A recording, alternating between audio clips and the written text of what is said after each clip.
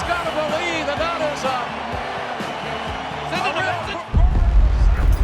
پاڵاوانی بەناوبانگی زۆرانبازی هاڵک هۆگن ئیفلیج بوو.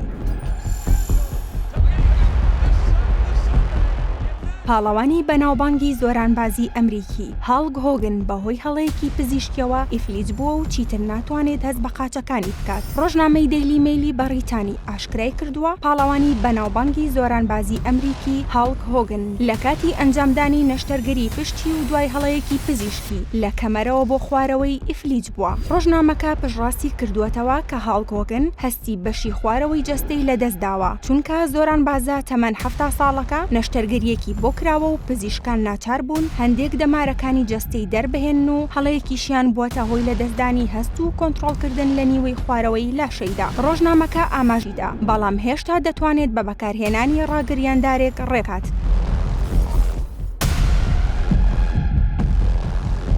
تێری جین بۆڵیا ناسراوە بە هاڵک هۆگن لە 11 ئابی ساڵی 1953 لە ویلایەتی جۆرجیای ئەمریکا لەدایک بووە لە سادەنرێت.